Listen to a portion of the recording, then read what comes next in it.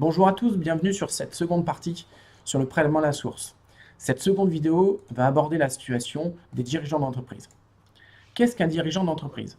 Les dirigeants d'entreprise sont les personnes qui contrôlent la société, qui leur versent leur rémunération. Ce contrôle se définit comme la détention de la majorité des droits de vote. Vous êtes dirigeant contrôlant votre société, peu importe le statut de la société et peu importe votre mandat social. Cela concerne donc à la fois les gérants de SARL que les présidents et directeurs généraux de SA, SAS, SASU. Les exploitants individuels sont également considérés comme des dirigeants d'entreprise qui la contrôlent pour l'application de cette réforme.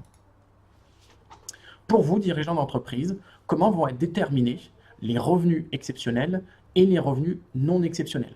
Sachant que les revenus non exceptionnels sont les revenus qui bénéficient du CIMR. A l'inverse, les revenus exceptionnels ne bénéficient pas du CIMR. Alors c'est simple. Pour regarder les revenus non exceptionnels, on va regarder la plus élevée des rémunérations des 3 dernières années. La rémunération 2018 qui excède le plus élevé des 3 dernières années sera considérée comme un revenu exceptionnel, alors que le revenu dans la limite de la plus élevée des 3 dernières années est bien considéré comme non exceptionnel et bénéficiera, lui, du CIMR. À noter que cela concerne vous en tant que dirigeant, mais ça concerne aussi les conjoints, enfants, ascendants, descendants, frères et sœurs qui contrôlent la société et qui seraient amenés à avoir une rémunération dans votre société. Alors, on va prendre quelques exemples pour définir la rémunération qui est exceptionnelle de la rémunération qui est non exceptionnelle.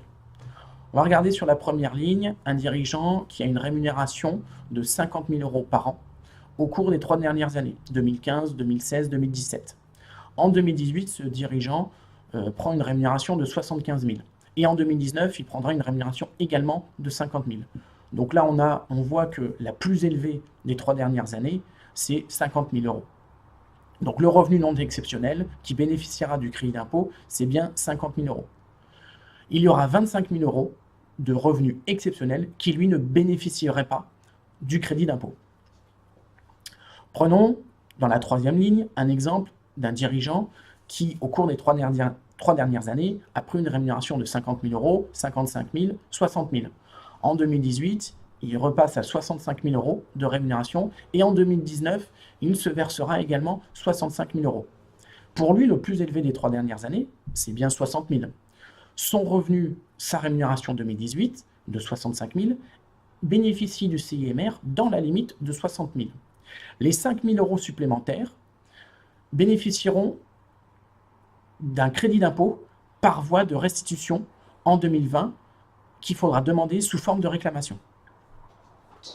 A l'inverse, dans l'exemple de la dernière ligne, un dirigeant qui a l'habitude d'avoir 80 000 € de rémunération au cours des 3 dernières années et qui se prend en 2018 60 000 € de rémunération, lui, effectivement, l'intégrité des 60 000 € se bénéficiera du crédit d'impôt sur le revenu.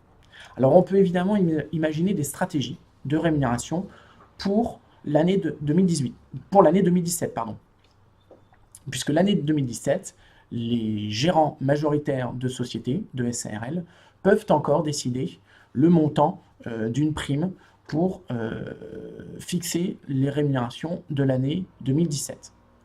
Dans certains cas, on pourra avoir une stratégie d'augmenter la rémunération de 2017 et dans d'autres cas, avoir des stratégies pour diminuer la rémunération de 2017.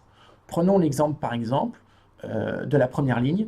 Le dirigeant pourrait très bien avoir comme stratégie, en 2017, de verser une rémunération de l'ordre de 60 000 € et en 2018, de prendre également une rémunération de 60 000 €, de sorte à éviter d'avoir un revenu exceptionnel.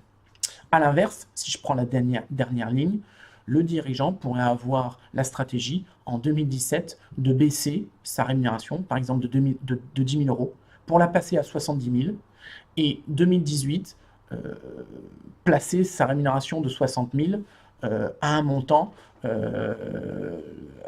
identique. Cette stratégie permettra au dirigeant en 2017 de baisser le montant de son impôt sur le revenu. Alors, attention, il faut bien sûr prendre des précautions, puisque dès lors qu'on agit sur les rémunérations, ça a un impact sur l'impôt sur les sociétés de votre entreprise, c'est aussi un impact sur le calcul des cotisations TNS. Alors, en conclusion, pour les dirigeants d'entreprise, la mise en place du prélèvement à la source induit une réflexion sur vos revenus de 2018, mais également sur les revenus de 2017.